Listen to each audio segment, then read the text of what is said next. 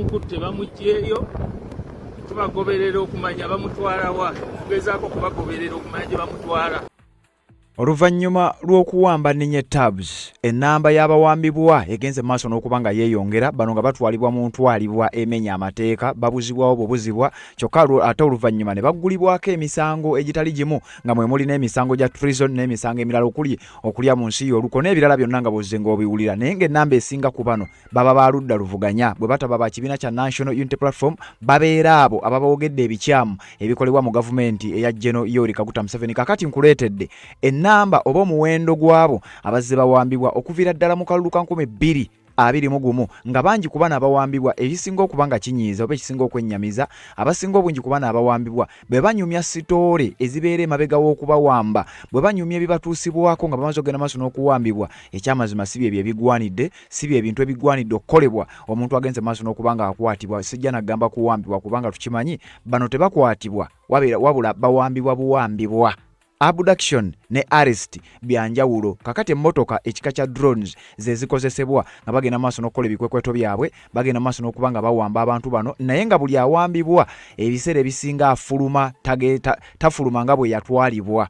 Bangi batulugunyizibwa, batuusibwako ebikolwa kye bayita extrajudicial actions ezigenda maaso n'okuba nga zibakolebwako. Bino byonna tugenda ogenda maaso n'okuba nga tubireeta ku mikutu gino olw'ensonga bukolanga obujulizi busavinganga obujulizi naddala ku international community. Abasinga obungi muyina nnyo omuze bwe baba bawambye omuntu nti eyo diversion. Simanyi ekintu ekiri serious tunakitegeera ddi. Bwe bawamba Erias Lukwago nti awo eyo diversion eyo waabwe, bwe bawamba omuntu omulala yenna nti awo eyo waabwe. Kati muyina abantu bemwakategorizinga nti bano be bali supposed okuwambibwa, era muyina abantu bemukategorizinga nti ono bwawambibwa biba bya ddala, ono bwawambibwa tebiba bya ddala, naye nga siggwe gwe batutteyo. Njagala okutegeeza nti ebivaayo si bintu byangu nnyo, ekyamazima si byangu byakunnyonnyola newankubadde oyinza obbiraba nga bw'obiraba, naye bw'obanga wali obaddeyokko oba nga wali otwaliddwako oba omuntu akuli okumpi nga yali atwaliddwako, ensonga lwaki nkuleetedde olutambi luno ngende maaso n'okukulaga mbeera bwe zeegenda maaso n'okuba ng'eba. Abamu ku bo ngenda kuwa obutambi abazze bannyonnyola n'abatottola buli kimu ekibatuusibwako, naye ng'ate empambibwa gye bawambibwamu abasinga obungi tugiraba abasajja babeera mu leeya kyekisooka, nga kizibu okwa-identifyinga oba bapoliisi be bantutte oba bamilitale be bantutte oba ba UPDF be bantutte, nga tolina nawe ogenda kutandikira entwala gye batwalamu abantu nga n'abakwata kamera okugezaako okulaba nti ensi bagiraga engeri omuntu gy'atwaliddwa. Abamu bwe baba nga gwakwata tebakutwaliddeeko kamera osimu gyokozesa oba kamera oba ekintu kyonna okuba likodi nga bagenda nakyo, sinakindi naawe okuleka nga bakozeeko.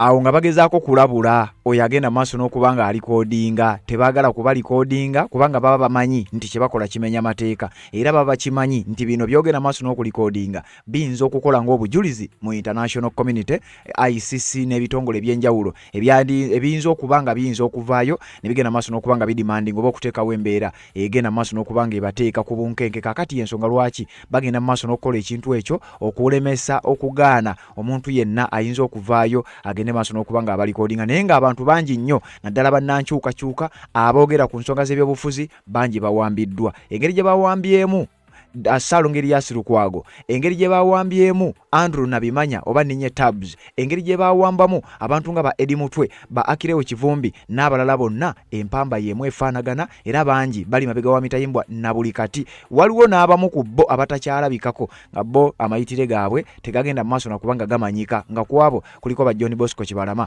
Naye kati nkuleetedde lisiti yonna.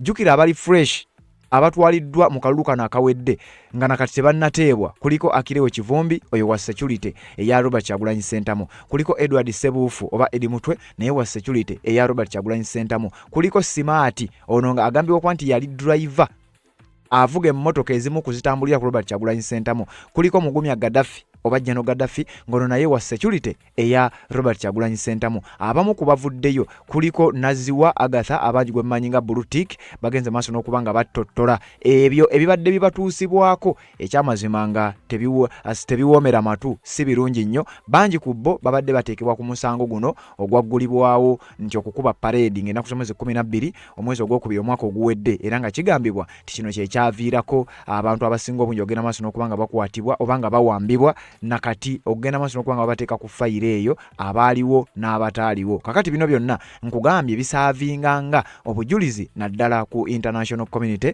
Amawanga ag'enjawulo agagenda maaso n'okubanga gawoberera ebigenda maaso mu ggwanga erya Uganda batunulira nnyo ebintu nga bino bye tugenda maaso n'okubanga tuteekayo. Kakati nkuleetedde abamu ku abo batono ennyo abagenze maaso n'okubanga bavaayo ne bannyonnyola oba nga bagezaako okusigira bannayuganda ekifaananyi ku mbeera ki gye bagenda maaso n'okubanga bayisibwamu. Era bino byonna Robert Kyagulanyi Ssentamu azze nga abyogerako, era lunaku lumu yatuuka n'okulabula n'alabula General Muhoozi Kainerugaba nti bino obikola bikole, naye munnange omukono omuwanvu ogw'amateeka gujja kukuyigga olumu, gujja kukwatako ng'amateeka ge mugenda maaso n'okufutyanka nga tegaliiwo kugenda maaso nakutaasa.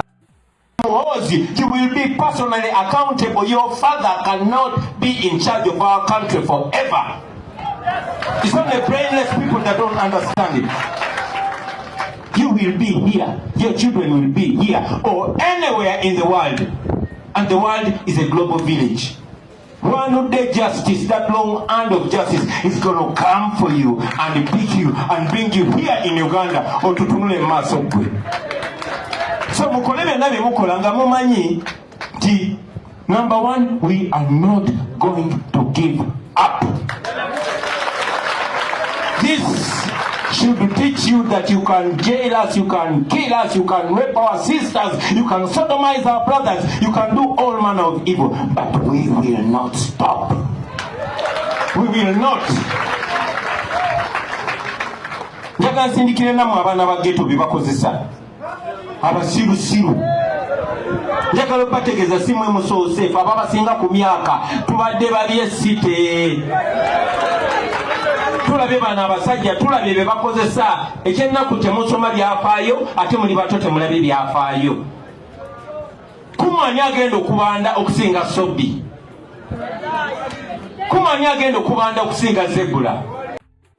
Robert Kyagulanyi Ssentamu oluvannyuma lw'okulabula General Muhoozi Kainerugaba ku bikolobero ebigenda maaso n'okubanga bituusibwa ku baana b'abantu abagenda maaso n'okuwambibwa. Kakati nange kwe njagala nsinziire ngende maaso n'okuleetera abo abazze bawambibwa, naye bino nakugambye buno busaavinga ng'obujulizi ku international community. Oyinza obbiraba obulala, oyinza obbiraba nga bw'obyagala, era n'olunaku olwajjo ensonga ya Erias Lukwago yatuuse ku gimu ku mikutu gy'amawulire egikyasinze okubeera egy'amaanyi okwetola ensi yonna, omukutu gwa Reuters. Kino kitegeeza international community. Ekigambo Robert Kyagulanyi Ssentamu kyabadde ng'ayogera nti the world is watching kigenda maaso n'okubanga kyapulayinga. Nakugambye bino bikwate mpola, ojja kgenda maaso n'okubanga obitegeera. Bano abakulu engeri gye bagenda maaso n'okubanga bawambamu abantu, babatulugunya, babasodomizinga nga bw'owulira Robert Kyagulanyi Ssentamu bw'ayogedde. Kakati nkuleetedde lisiti n'olukalala lw'abamu ku bano abazze bawambibwa babadde babawamba batya. Nga bwe nkulaze era nga bw'olaba akatambi ako nga gwagezaako okulikodinga naawe oyinza oddugenderamu. Kati nkuleetedde ezimu ku scenarios ezize zibeeramu abantu bano nga babatwala, era ezimu ngenda kukuwa obutambi obuzze bukolebwa naddala omukutu gwa NTV n'emikutu egy'enjawulo nga abantu bano ba victim nga bagenda mu maaso n'okunnyonnyola biki ebigenda mu maaso n'okubatuusibwako ebyo gye baba batutte. Kakati gwampuliriza ogambe nti diversion oba okkirize kyekyamazima ebintu biba bya ddala. Katuve mu kalango kano byonna mbikulage. Nsonga z'obufumbo olina omwami naye ng'akutawaanya, olina omukyala ng'akutawaanya, bajja ne bakwagalako ne bagenda. Gwe alina ebizibu mu byenfuna nga ssente zikuyita mu ngalo, w'oteeka ssente zifa bufi b'owola tebazza. Gwe aloota ng'ogwa mu nnyanja, gwe alumizibwa omutwe nga guganja okuwona, naawe aloota ng'ebintu bikozesa ensonga z'obufumbo. Nina ekifo ku mugga awali amayinja wennyambulirako ebisiraani, ekikwa, ekifiiriza, omudibo, obutaganja, obutaweebwa. Nzijanjaba abantu ab'enzikiriza zonna, nsiŋŋaanibwa njeru ku lw'ejjinja. Gwanjagala kuba ku nnamba yange eyo, naawe waliye wale nnyo yita ku WhatsApp. Yes, webale kubanga okyaliko yonna gy'osinzira okubanga gy'otulabira ddala gw'atambula naffe ku mukutu guno. Atanaba kubanga osubscribinga kikole, kirira wansi awo olaba ekigambo subscribe kikwateko. okwatekadeka notification obeera omu ku abasooka okumanya buli tubataddeyo ate tubeere nga tutambula ffena. Kakati njagala kutwala mpola abantu bazze bawambibwa, abasinga obungi ne mukiyita diversion, abasinga obungi ne mukkiriza nti byaddala abantu babawamba. Kakati oluvannyuma lw'okuwamba Ninye Tabs oba Andrew Nabimanya, omu ku basajja ababadde ab'amaanyi naddala mu kibiina ekya National Unity Platform, njagala okutegeeza nti okuwamba kwe kutandise ogenda maaso n'okubaako bye kuleeta. Wuliriza, ngenda kuzzaayo Mabega nkulaga abantu abazze bawambibwa, era ngenda kukuwayo obumu ku butambi obulaga abantu bano abazze bawambibwa ebintu ebibatuusibwako eyo gye baba batwaliddwa mu zi basement. Listi eno nnene naye sisobola bamalayo, wabula ngenda kuwaako bano bensobodde okunotinga wano ebbali bensobodde okujjukirako. Naye nga okusinga ngenda kuwa biki ebibeerayo, kubanga jjukira nga tuvudde ku ebyo ebibeerayo bano abajja ne babinyumya. Waliwo abatalina mukisa kujja kubinyumya nga tebazzeemu kulabikako, tetumanyi oba baafa, tetumanyi oba balamu. Okuva akalulu ka 2020 lwe kaabeerawo bino ebyokuwamba byaliwo bifo, naye ate wano byasukka nnyo. George Kasumba yali wa kibiina kya National Unity Platform ng'ennaku z'omwezi 19 omwezi gwa January 2021 yabuzibwawo. Baamusanga Kyotera mu disitulikiti y'Ekyotera eyo gye baamutwalira. Nga 12 omwezi ogwokubiri 2021 Godfrey Kisembo abangi gwe baali bayita Buyaaya, ono naye yali wa kibiina kya NUP, baamubuzaawo baamusanga mu tawuni y'e Mubende nga 12 ogwokubiri 2021. Nsambu Douglas naye yali wa kibiina kya National Unity Platform, newankubadde ng'oluvannyuma yazuulibwa, yawambibwa nga 28 omwezi ogwokusatu 2021 ng'akalulu kaakaggwa era baamuwambira Masaka. Jakana Nadduli ono kati nga mugenzi awumule mirembe, mu mwezi ogw'omwenda 2022 awo baamuwamba, newankubadde oluvannyuma yagenda maaso n'okuba nga afunibwa, bambi oluvannyuma n'afa olwa circumstances ezaabeerawo, naye nga naye nambalesi drone yali teriiko namba ye yasooka okumulyawo. Ebyaddirira byebyo. Mubiru Saddam ono nga naye yali wa kibiina kya National Unity Platform oba wa kibiina kya NUP 2023 nga 15 ogwokubiri, naye yabuzibwa. Bano abantu b'enkuwa bangi bazze bakwatibwa, naye abanyaga gendi mu kukuwa beba bazze bawambibwa obuwambibwa nga tebaakwatibwa, nga n'entwala gye babatwala yeeyo yennyini gye ndi mu kugambako. Ono bamujja ku Salama Road. Mase Walukamba yali wa NUP Election Management Committee nga 19 ogwokubiri 2025 babajja Mpigi ne Rovans Alex Lwanyaga babawamba ku lunaku lwe lumu, babajja Mpigi Lungala akwaliko ne omukyala amanyiddwa nga Rahma Juma, newankubadde nga bano baatebwa naye bawambibwa buwambibwa, naye babawamba lumu ne Kayabula Edi mubajjukira ebiseera ebyo. Robert Rujja Kayingo nga 17 ogw'omusanvu 2025 ono yali Uganda Federal Alliance, yali wa kibiina kya UFA, yawambibwa. Robert Rujja Kayingo yagenda maaso n'okuba nga awambibwa era bamujja ku Entebbe International Airport. Hussein Kato oba Gaza mumumanyi oyo omu ku ba security ku kibiina kya National Unity Platform nga 16 ogw'omukaga 2026 yagenda maaso n'okuba nga awambibwa. Onaani omulala ali wano njagala genda maaso nakuba nga nkuwa listi yonna tubeere nga ate tutambula. Abbas Semakula Abitekisi, Abbas Semakula abanyi bamuyita Abitekisi, naye nga yali wa NUP, naye yagenda maaso n'okuba nga awambibwa. Bamujja ku Beni Kiwanuka Street. Waliwo n'abalala abazze bawambibwa. Kuliko John Bosco Kibalama, ono yali munnakibiina kya National Unity Platform, yali ateekateeka okwesimbawo, yali akawuntanti nga 3 ogw'omukaaga ku lunaku lw'ennamugongo olw'okulamaga 2019 bamujja Kanyanya. Michael Semuddu bano nno kati bendi mu kugamba tebaalabikako paka nakati. Michael Semuddu naye yali muwagizi wa NUP nga 21 ogw'Okumi bamujja ku munaku e Kasubi talabikangako. Hassan Mubiru naye yali munnakibiina kya NUP nga 20 ogw'Okumi bamujja Kawaala. John Damulira ono nga mukyala we yatuuse n'okufa era nga John Bosco Kibalama kakati ne John Damulira mukazi we yafa nga 21 Desemba 2020 bamujja wa Kisekka mu katale ke wa Kisekka ne bamutwala John Damulira na buli kati tamanyiddwako mayitire.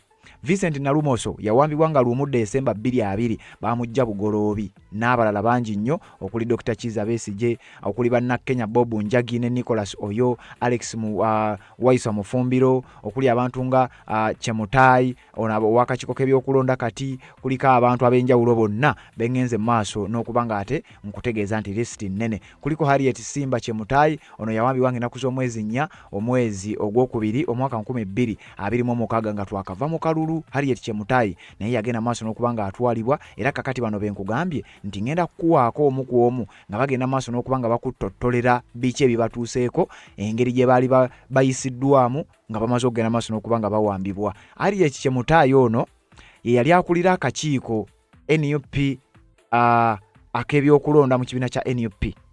Era omukyalo ono oluvannyuma lw'okuba nti Robert Kyagulanyi Ssentamu wano mu kwekweka kwe nga Kalulu 2026 kamaze okugenda maaso n'okuba nga kaggwa, omukyalo ono abantu balowooza oba ab'ebyokwerinda balowooza nti engeri Robert Kyagulanyi Ssentamu gye yeesiga ennyo abantu ba sayidi eyo, abasajja baasalako amaka ge nga basuubira nti mu maka ge Robert Kyagulanyi Ssentamu yandiba nga gye yeekwese. Era omukyalo ono baamuwamba ne bamubuzaawo, oluvannyuma n'akomawo n'agenda maaso n'okuba nga attottola ebyamutuukako. Kakati ebyo bye bazze battottola bengenda okugenda maaso n'okuba nga ate nkuwa mu butambi obw'enjawulo. Jamushidi Kavuma naye yawambibwa era naye n'anyumya ebyamutuusibwako nga bamuwambye. Nazziwa Agatha abangi gwe mumanyi nga Blue Tick nga mwenda ogwokuna omwaka guno naye yawambibwa era naye bwe yavaayo yagezaako okuttottola biki ebyagenda maaso n'okuba nga bimutuukako.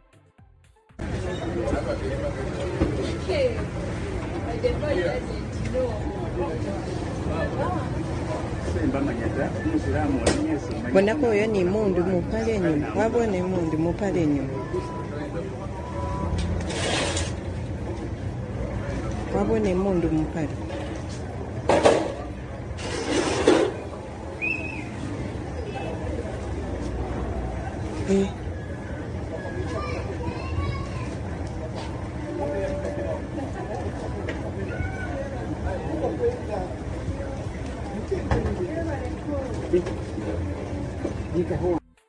Kati akatambi ako gwali mwaka gwa 2021 era nga twakava mu Kalulu.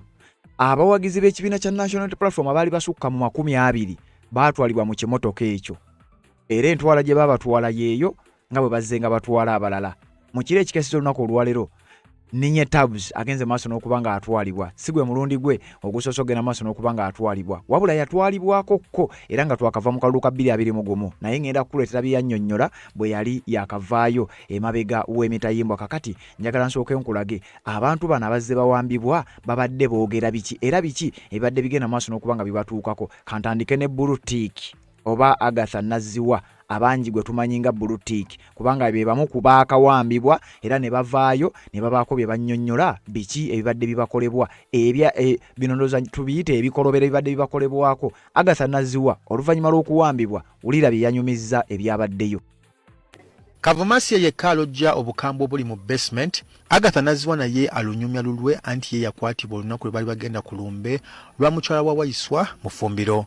Kati bwe natuukawo bwenti bajja buzi direct ku motoka gye nalimu nga sinnagifurumamu ne baŋŋamba we want this woman behind. Era olwedde nali ntudde emabega, kitegeeza nti olwedde baali bamanyi we nali ntudde ne motoka oba gye nalimu. Ne banzijjawo ne bambika ekintu mu feesi kwe kumbuzaawo.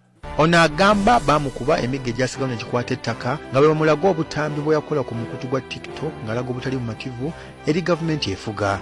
Nti lwaki okola vidiyo ezo, lwaki oswaza eggwanga lyaffe mu mawanga amalala? Ne mugamba nze vidiyo nzikola olw'ensonga ebitali birungi mu Uganda. N'angamba gwe bikukwatirako wa? So nga buli vidiyo gyandagaza embooko zenfuna ne bangalamiza nga bankubisa waya y'amasanyalaze zino solido. Nankuba ne mwega ne mugamba ansonyiwe, nambuza lwaki owagira Bobi Wine. Era nankuba nga bwangamba kati yita Bobi Wine ajja kuyambi. Naye nga buli lwengezaako nga anjogeza gamba anti nkugambye yita Bobi Wine akuyambi. Kati nange ngamugamba ngamba bwe nkuba yita erinnya lye. Kati nga buli lwengezaako kuyita erinnya lye ate nga mwongera bwongezi busungu. Nankuba nnyo kati bwe namala nenzirika. Nazziwa amala ebbanga lya wiiki nnamba ng'akubibwa era oluvannyuma bamuleetera abasawo abaamujjanjaba okusobola okukendeeza ku biwundu ku mubiri. Bakubuuza oyina awakuluma ne bakuleetera omusawo. Omusawo n'omugamba wa awakuluma kati n'akuwa era pain killers. Kati ne bakutereka eyo okumala ebbanga osooka owona ebiwundu bya wano kungulu gundi enkovu zino emiggo gye beekusazeesaze. Then ne balyoka bakola ki? bakutransferinga awalala. Bombi Kavuma ne Naziwa bagamba nti byabatuukako mu buwambe byabalekako ebisago eby'omubiri n'eby'omutima era nti wadde nga wayiseewo ebbanga bakyalulojja era tebalowooza nti biri bava ku mmeeme. Kakati oyo Agatha Naziwa gwe mumanyi nga Bulutik yawambibwa ku lunaku olwali olw'okuziika mukyala wa Alex Waiswa Mufumbiro era mubijjukira bulungi nnyo bwe mbasa erabidde. Kakati oluvannyuma lw'okuba nti yatwalibwa ebyo byayogera bye byamukolebwako gwe nga tonnagamba nti diversion oba nga tonnabinnyonnyola nga bw'obinnyonnyola njagala kugezaako kusiigira kifaananyi nti ddala biki ebibeera emabega w'abantu bano nga batwaliddwa. Kakati NTV teyakoma okwo neetuleetera ne Jamushidi Kavuma era naye nga nnyonnyola biki bye baamukola oluvannyuma lw'okumuwamba. Kakati wulira.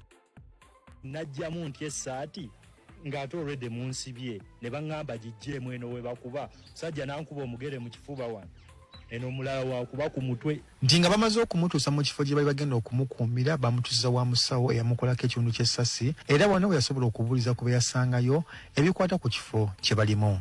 So waliwo omusawo awo nampa obuweeke bwalinga busatu ne mbumira bwe namala obbumira ne bambeezaawo like 30 minutes ne baddamu ne bakebera pressure ndowooza ng'esse ng'eteredde nga weeyina okuba awo ne bankwata ne banzikiriza wansi.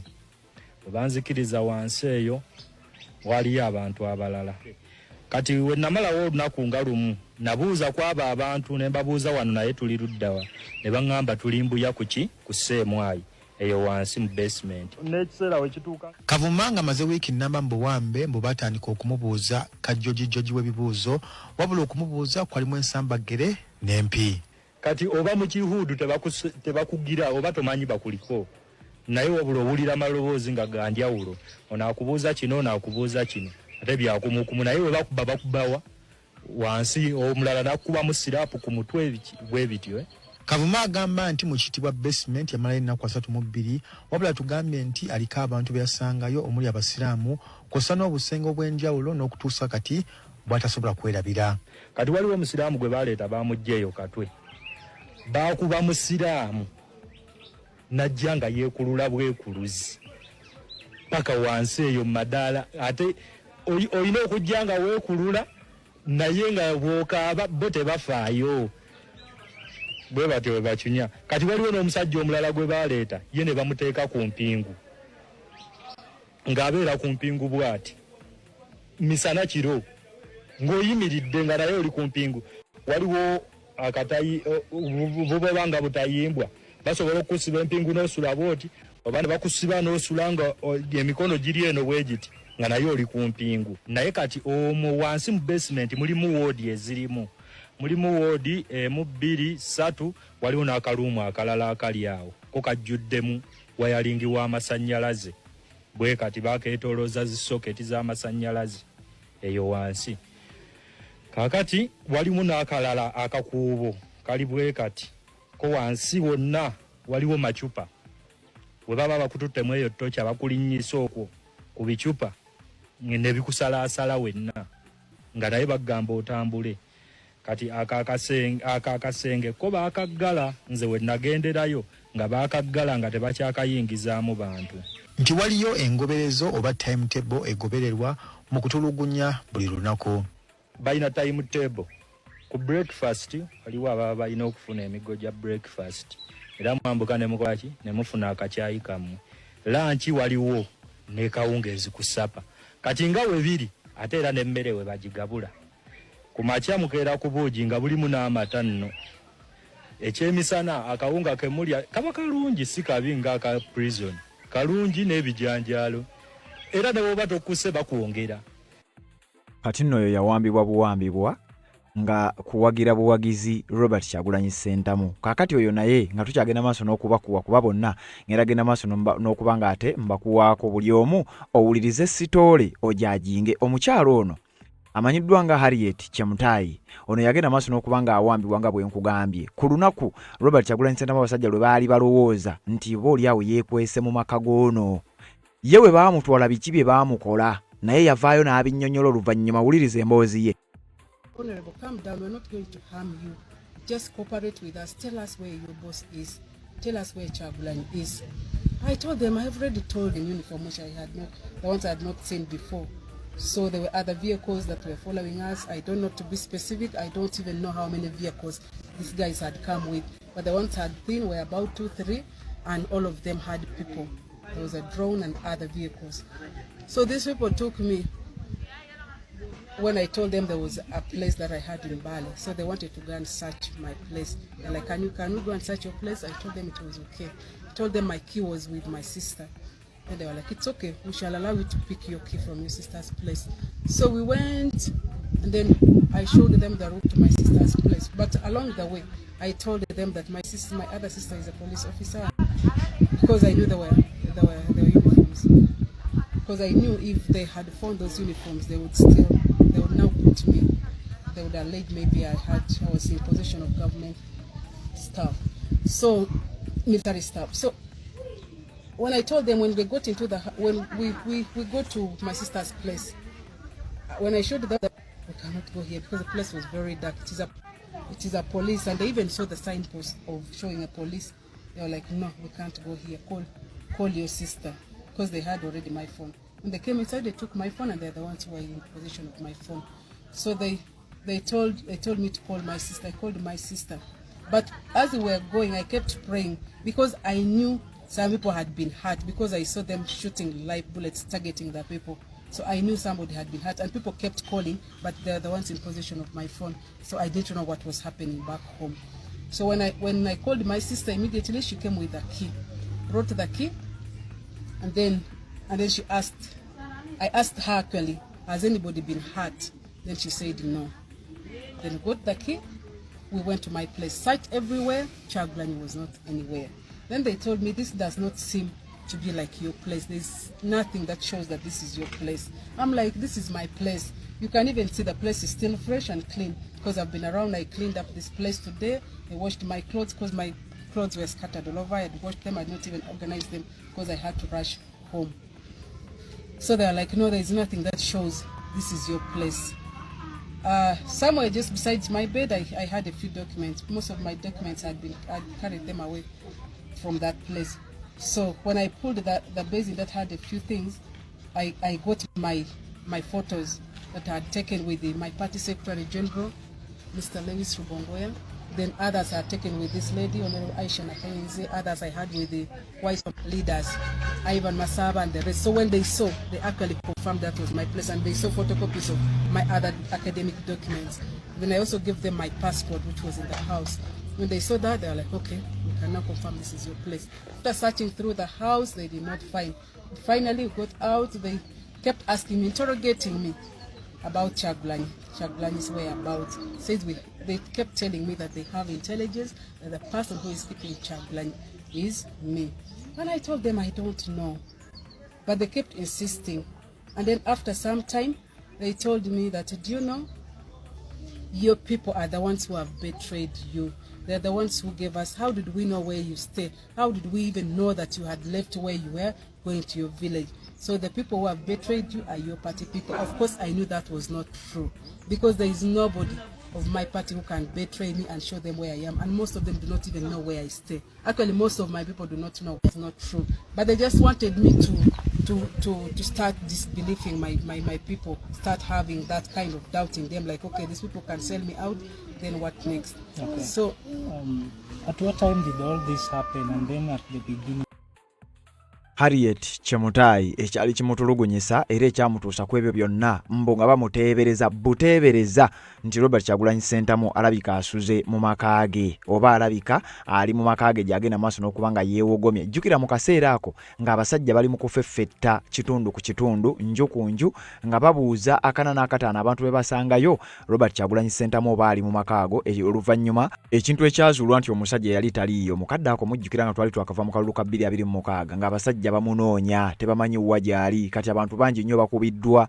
bangi batuusiddwako ebisago, bangi bakyali mabega wa mitayimbwa. Njagadde okukola vidiyo eno eri abagamba nti diversion olw'okuba bawambye Lukwago nga si wa NUP, olw'okuba bawambye Ninye Tabs nga babiri bitya. Kakati njagala ogende mu maaso n'okuba ng'ogatta stories ezo otegere. Akirewo Kivumbi ayo ye ebibye tebijja kuba biwanvu nnyo kubanga mubimanyi. Oyo ye y'omu ku bazze bawambibwa ennyo batulugunyiziddwa bavuddeyo ne bannyonnyola byonna nga bwe badde bitambula. Edward Ssebufu oba Edi Mutwe oyo ye ate sitole ye ndala nnyo yo ne weetanyumizibwa kubanga naye yatuuka n'okwoza ku mmunyo olumu nga naye attottola ebyamutuusibwako mulimu n'okukye bayita okusodomayizinga. Ono simaati era naye y'omu ku bannakibiina kya National Unity Platform abazze bayita mu mbeera y'emu era ng'embeera efaanaganako bw'etyo era kye kimu ne General Gaddafi embeera ze babadde bayitamu nga bagenze maaso n'okuba nga bawambibwa. Tubadde nga tubikuwa abalala bye batasobola kukuwa nga ffe tugenda maaso n'okuba nga tubikutuusaako. Ye Edi Mutwe ebyo ebirala nnyo kubanga ajjukira n'ekifaananyi ekyo kyatambula nnyo wamu ne bannakibiina ekya National Unity Platform abalala n'abamu ku batali ba NUP bangi abadde bawambibwa nga nabo bateekebwako embeera naye ng'okusinga ba foot soldiers ab'ekibiina ekya National Unity Platform be basinze okufeesinga akaseera akaakazigizigi era nga bano bazze banyumya. Jole Jacqueline Tukamushaba yali yakamala okuba nga ateebwa naye alina ebimu ku bye yayogera era entwalibwa gye yatwalibwamu ye muwala we amanyiddwa nga mujjukira muwala wa Jole Jacqueline Tukamushaba ye yavaayo n'anyumya engeri maama we gye baamutwala. My name is Zashaba Patricia and I am a daughter to the firstborn to Jacqueline Jolly Tukamushaba who was an aspiring member of parliament for Ichiga district and also serves as the deputy president of the National Unity Platform in the Western region. It was on the 13th of January when she decided to leave home and then go and work from Muhanga in a hotel called Concord, that she can write their appointment letters for the agents. And on 14th, she invited us, me, my brother, the driver, and other people to also help her with the finalizing of the letters, with the production of the letters. And on the 14th, we spent the whole day writing the letters up to like 2 p.m. when we were forced to change room because the owner of the hotel came and told my mom that someone came asking for her room number. So we were forced to change room and also change the floor. And we continued working on the appointment letters until like at around 10:30 p.m. when other people came and occupied the rooms that were next to us. But we didn't really bother about them. We thought maybe the security operatives about the elections that were happening the next day. And when it was like at 12:30 a.m. in the night, we decided to pack everything and go home because we had finalized each and everything and the letters were ready to be distributed.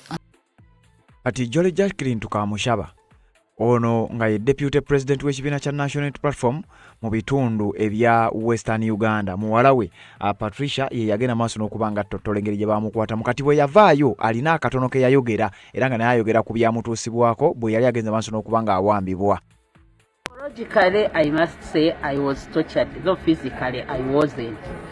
On the eve of the voting time, we were in some hotel in Muhanga called Concord, and we were trying to assemble the agent letters ready for dispatch.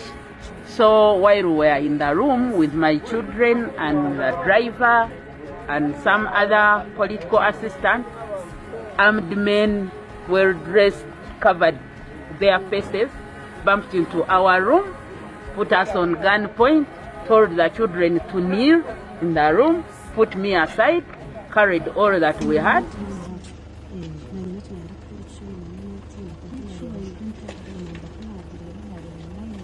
Embeera gy'ayogerako yeeyo bwetyo bwe yagenda maaso n'okuba nga atwalibwa baabasanga bali mu kifo ekimu bagenda maaso n'okuorganizinga ebintu by'ekibiina ekya National Unity Platform. Jole Jacqueline Tukamushaba abasajja ne bamubuzaawo mu ngeri etagenda maaso n'okuba nga etegeerekeka. Kati okuzzaayo Mabegeera waliwo yali agent era nga yali agent wa kibiina kya National Unity Platform naye yawambibwa era bwe yavaayo yannyonnyola engeri gye baamutwalamu n'ebyamutuukako. Ono naye muwulirize. Nze Kyagulanyi Fred era nze omu ku abo ba agent abaali ku Kereziya mu Nansana St. Joseph eyali akuuma obululu.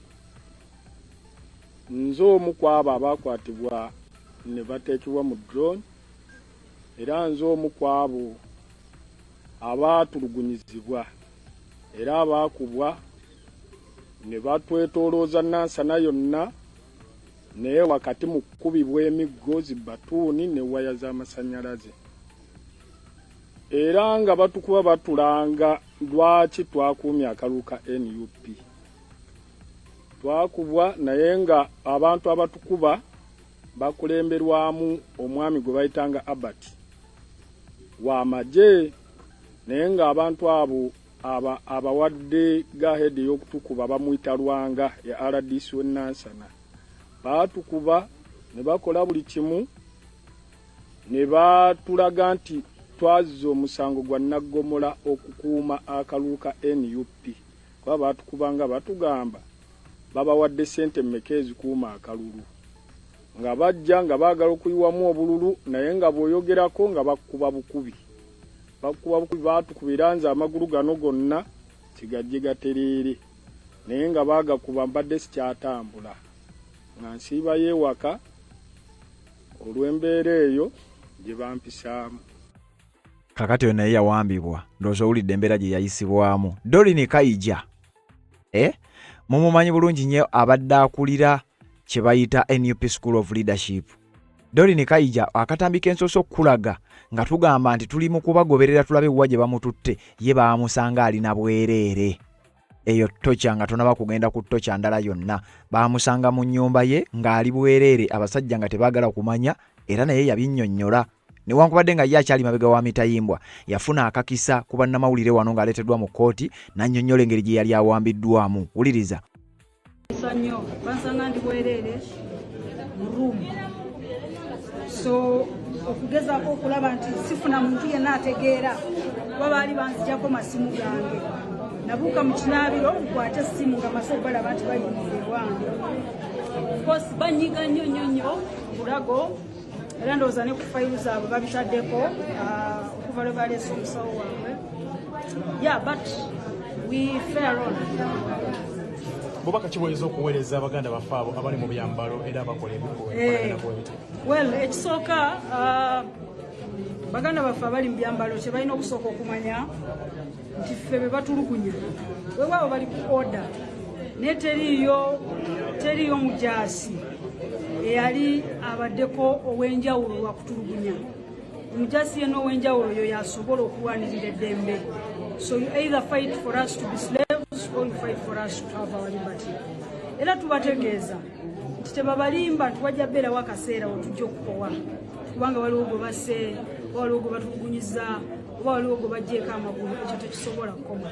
Tetujja sigala nga tuwanirira ekyo kye tukkiririzaamu. Kubanga nze kyemmanyi era kyentegeera nti abakuba bwe boolaba abali mu byambalo, waliko omupoliisi omu gwe mwalaba bamusanga ng'ali ku mulimu gwe wa traffic, ye mateke yani, era bamukuba amasasi ne bamuggyako okugulu. Abamukuba ne beeyongerayo. Kitegeeza gwe wenna ali eyo kasita oba nga toli omu ku bo bajja kujja bakutuukeko. So either you're in uniform or you're not in uniform.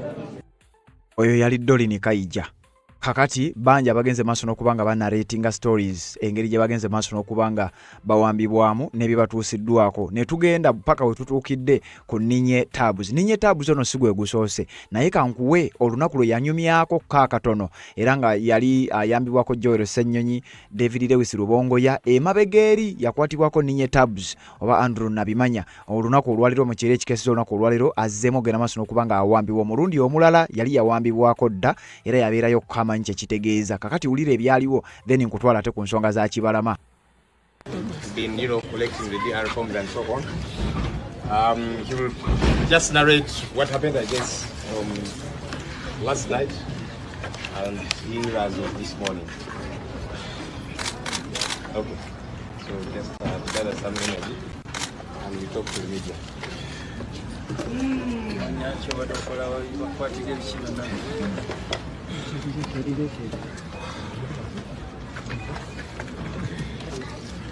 My name is Andrew Natumanya. Everyone calls me Tabs. Yeah, I'm the lead photographer for Honorable Kyagulanyi. Yeah. So last night at around 8 p.m.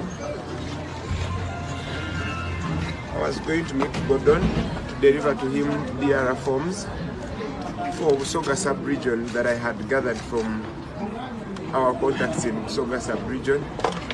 The boot of our car was full with DR forms I did not count how many they were. So I got in touch with Gordon. We agreed to meet at a specific location. So I drove towards that location, and at a certain point I parked to meet Gordon. After realizing, after seeing the car that he had told me he was in. So he drove ahead and directed me to follow him to where he was parking. So immediately when I parked the car, in a very short while, the whole entire car was surrounded with armed people. They weren't in uniform. They coached all their guns and ordered me to move out. I resisted a little bit, and that's where the beating started from. They beat me, dragged me out of the car, and put me in a different car. Songa ya Muhoozi kyagambye nti ajja kunsalako omutwe. Okutiisa okwo si kutwala nga kya bulijjo. Kuba mmanyi nti omuntu y'omu yakulira okuwamba abantu baffe bangi tebaddangamu kulabika. Omuntu y'omu yenyigira mu kutulugunya omuwandiisi w'ebitabo Nakingu gwe bayita Kakwenza Bukira Basajja ye kennyini, era n'avaayo ne yeewaana. Abantu be bamu bennyini ye ne kitaawe bafubye nnyo okunsaanyaawo. Katonda yansimatula Maaluwa baali bazze kuntemula, ne gye buvuddeko baali bazze kuntemula. So ye okwogera ekyokuntemula si kipya era si kibuusabuusa. Njagala omugamba nti simutya nga bwe sitya kitaawe, ate oba sitya sitaani mukama waabwe. Kati bo lwaki mbatya? Kye Katonda yatukuuma. So tetubatya, muli baddembe okukola kyonna kyonna kyemusobola, naye temusobola tutta tumalawo. Bwe mba nga nkyali mulamu nja kubabeerera kizibu, ate bwe naafa nja bafuukira kizibu nnyo. Kati njagala mumanye nti nze ng'omuntu sibatya n'omulundi n'ogumu. Tubiraba byawandiika, tulinze jasi lunaku lwanakwata emmundu aziteeke wali agame naye kwe kabuuti kiki naye awo tujja okakasira obusajja be naye kati ne Robert Kyagulanyi Ssentamu nako njagadde nkagattemu kuba naye yali agenzeeko mu maaso n'okuba nga abinyumya. Kati ku mboozi eya John Bosco Kibalama eno nga yanyumizibwako dda era omukutu ogwa NTV nga bw'ogumanyi nti gwe munnange gulwanirira era gukolera bantu nga bw'ozze ng'okimanya. Kati njagala kutwalako ku John Bosco Kibalama n'engeri gye yagenda maaso n'okubuzibwawo n'ebizze bimutambulirako. Bino nno abamu ku baminisita ba Museveni ng'era bano baakomyewo ne mu kabineeti eno bazze bazannyira mu nsonga ya John Bosco Kibalama okuva mu mwaka gwa 2021. Ngenda kutwalako ku lutalo olwali mu Parliament wakati wa Minister Balamu ne Joel Ssennyonyi. Kyokka ng'ajjukira Ssennyonyi yasooka n'afaafaganako era ne Nabbanja era ku nsonga ze zimu. Kati nga sinnakutwala eyo, sooka owulirize ebya Kibalama nga ne bwe twogerera kati tamanyiddwako mayitire. Biwulirize nzije nkutwala ate ku kyali mu Parliament. Emyaka gyolekera okuwera ebiri ng'emboozi ya John Bosco Kibalama ensejja egibikkirako ettaka. Kibalama yawambibwa nga 3 June 2019 nga waakayita ebbanga ttono ng'alangiridde nti waakwesimbawo ku kifo ky'omubaka wa Busiro North. Lwe twasembayo okutuuka ku kyalo Bukondo gy'azaalwa, ebigambo ebyali byogerwa ku kubulawo kwe bingi byali biwuniikiriza. Wakati mu kubeera nga anyinyiitidde okubeera mu bantu n'atandika okufuna amasimu agamutiisatiisa nga bamugamba ave mu byobufuzi. Najja n'angamba ankubidde essimu simutegedde, naye baŋŋambye siddamu kujja mu Busiro North. Yennyini ng'atubuulira ne mubuuza yi baaba bayinza okugaana okujja ewammwe. Nsisinkanye mukyala wa okutegeera ekigenda mu maaso. Obulamu bw'ossi bwe buli awo bweyagaza olw'ensonga yalika abaana, waliwo nina abaana babiri, omulenzi n'omuwala. Omulenzi ye mukulu ali mu P7 right now asuubira kukola bibuuzo. naye nga ne ssente zennyini ezimuweerera tetuzirina. Natukunda agamba nti ne poliisi gye balinamu essuubi okunoonya kabiitewe nayo gye byaggweera ng'eringa ebiggyeemu enta. Tewali kye baatugamba wabula okuggyako ono Enangaye yagamba nti bali mu kunoonyereza nabo tebannaba kufuna kikiriwo naye tebatuwa ssuubi oba gyali oba taliiyo kwegala tuli awo tetubitegeera. Brother wange yatambula omulala n'atambulanga nga wafudde omuntu wagenda alabo bakibalama yoye yafudde abagamba nti waliwo omuntu yafiiridde eno ali ku kkubo ng'afuba olaba nga atuukawo tulabo bakibalama naye tetumufunangako. Minisita w'ensonga ez'omunda General Jeje Odong yasoma olukalala lw'amannya g'abantu abaawambibwa ab'ebyokwerinda era nga bano balina essuubi nti erinnya John Bosco Kibalama omukulu agenda kulisoma. Nabadde nsuubira mu lukalala lwagenda okusoma nti mwali era nabaddewo nnyo ku mawulire n'empuliriza naye teyabaddemu. Butereevu nabadde nkisuubira nti bajja kumusoma naye tebaamusoma nenzigwamu amaanyi. Baatuuse n'okutuukako ewa ssenkulu w'ekibiina ki NUP Robert Kyagulanyi Ssentamu okumuyitiramu nga bwe guli. Tetumanyi oba mulamu bamufu naye kye tubadde tusaba bw'abanga mulamu bamutu. Busiro North County is made up of Kachiri, Namayumba and Masulita sub-counties in Wakiso district. The constituency. Kakati embozi ya Kibalama njireeta olw'ensonga nti njagala okusiigira ekifaananyi nti abantu bwe bawambibwa ebimu ku bibatuukako byebyo abamu batuuka okubulirawo ddala abamu batuuka ne kussa erigambibwa okuba nti baba baafa naye ng'amayitire gaabwe gaba tegakyasoboka genda maaso nakubanga gatulesingibwa nga tonnagamba nti diversion nga bawambye omuntu sooka ojje owulirize vidiyo eno ogisheyalingira omuntu omulala otegere nti bino ebintu bya ddala newankubadde nga bamu ku baminisita oba abakungu mu gavumenti ya General Kaguta Museveni bo babitwalanga ebyokubalaata era n'okubizannyiramu kati saagala naawe ofaanane ng'abantu bano. Parliament ezzenga Joel Ssennyonyi n'abamu ku babaka abalala b'oludda oluvuganya bazzenga badimandinga okulaba nga abantu bano bafuna obwenkanya. Abamu ku baminisita bazzenga babibalaatiramu. Robina Nabbanja ye wamuwulira ng'ategeeza nti John Bosco Kibalama ali Makerere Kavule oluvannyuma n'ategeeza nti nze oyo si gwe nali ŋŋamba tulinayo Kibalama waffe omulala bulabula n'ebirala bwe bityo. Ye minisita amanyiddwa nga Balamu Barugahara ye yatuuka n'okugamba Ssennyonyi mpalisiti mbatungitwale naye ng'ate John Bosco Kibalama n'abalala abamu tebakyasobola na kulabikako nga kirowoozebwa n'okulowoozebwa nti oba oli awo bandibanga wuliriza ebyaliwo. Joel Ssennyonyi ne Balamu Barugahara baminisita ba General Kaguta Museveni nga balinga ababalaatira mu nsonga eno. Wulira nze gye mbere nga nkwongerayo.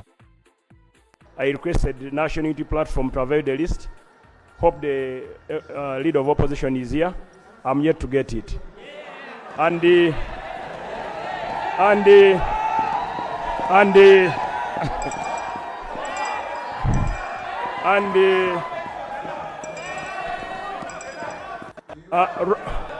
right honorable speaker. Right honorable speaker. Point of order. Point of order. Right honorable speaker. Honorable minister. No. Honorable colleagues, please. Order. Honorable colleagues, the Honorable Barugahara, Baram, I started with whom I know, cannot fail to respond to anything. So let us feel as if we are protecting him. Yeah. So let the leader of opposition bring his point of order, and we'll see. Thank you, Right Honourable Speaker. Honourable Speaker, I request that you protect me from excited colleagues.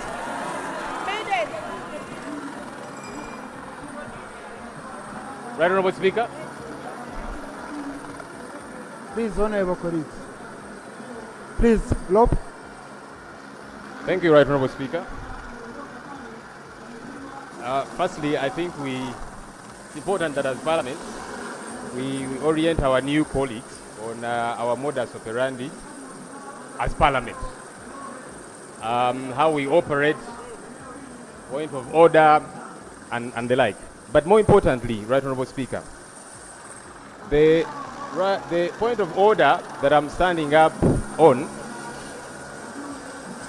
we discussed in this very parliament issues of missing persons, some who were disappeared, people who are in jail irregularly, some missing persons for whom the Prime Minister of Uganda acknowledged are in the hands of the state, like John Bosco Chibalama.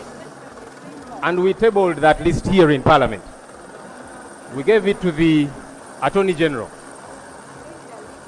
Court is processing many of these matters, and we have asked that they be released on bail, because this is not prosecution but persecution. Right Honourable Speaker, is it in order for a new minister who seems to be a novice to come with excitement and claim that he has mandate to pursue a matter of people who are simply being persecuted as opposed to being... Honorable Senyonyi, is the Honorable new minister... Honorable Senyonyi, you know the language we use in Parliament, okay? Honorable Senyonyi, you know the language we use in this Parliament. Even when you disagree with a person, language is like a novice. A member of Parliament is a member of Parliament. Okay? Honorable Senyonyi, do the needful. You're a gentleman. There is a language we don't use here. This is a language we don't use. Right Honourable Speaker, as a lawyer and as somebody who knows English, the word novice means somebody who's new to a profession.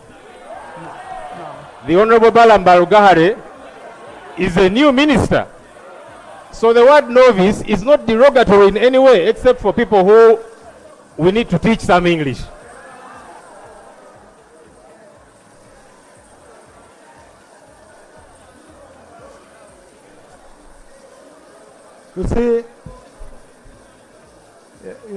You see, honorable colleagues, how we start with problems is how we behave. Okay? Look, I know you would be insulted if I called you a novice. The Honorable Balaam Barugahare is a minister and a full-fledged now ex-official of this house who has been sworn in. Okay? So, Honorable, I'm a very patient man, and I know you're a gentleman. Okay? Please, let's use... Right Honourable Speaker.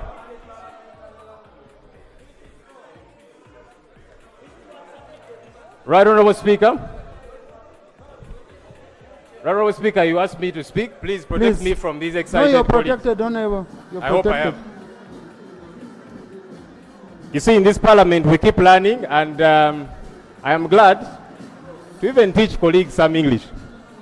When you Google the meaning of the word novice, for those that have smartphones and some data, definition number 1, a person new in a job or situation. Balaam Barugahare is new, the Honourable, is new as a minister, so there's nothing wrong with calling him a novice as a minister. I thank you. Procedure. Thank you, Honorable Clerk. I hereby direct you expunge the submission of the Honorable Senyonyi. Honorable Balaam, continue, please. Continue. Thank you.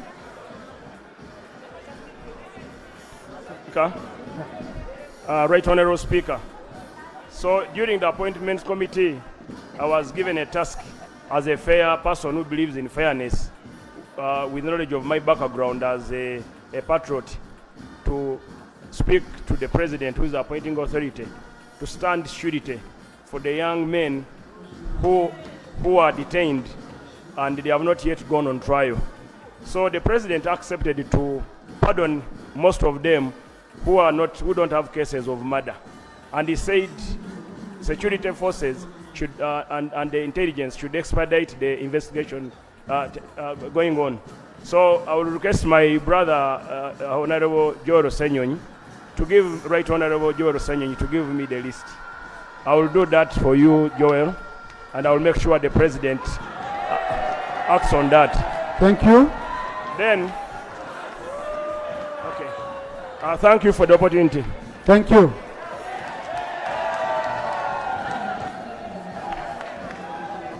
Thank you. Capitalizing on the energies that the young people have to offer when centralized in the development process. Nga z'obufumbo olina omwami naye ng'akutawaanya, olina omukyala ng'akutawaanya, bajja ne bakwagalako ne bagenda. Gwe alina ebizibu mu byenfuna nga ssente zikuyita mu ngalo, w'oteeka ssente zifa bufi, b'owola tebazza. Gwe aloota ng'ogwa mu nnyanja, gwe alumizibwa omutwe nga guganja okuwona, naawe aloota ng'ebintu bikozesa ensonga z'obufumbo. Nina ekifo ku mugga awali amayinja we nnyambululirako ebisiraani, ekikwa, ekifiiriza, omudibo, obutaganja, obutaweebwa. Nzijanjaba abantu ab'enzikiriza zonna, nsiŋŋaanibwa njeru ku lw'ejjinja. Gwanjagala kuba ku nnamba yange eyo, naawe ali ewala ennyo yita ku WhatsApp.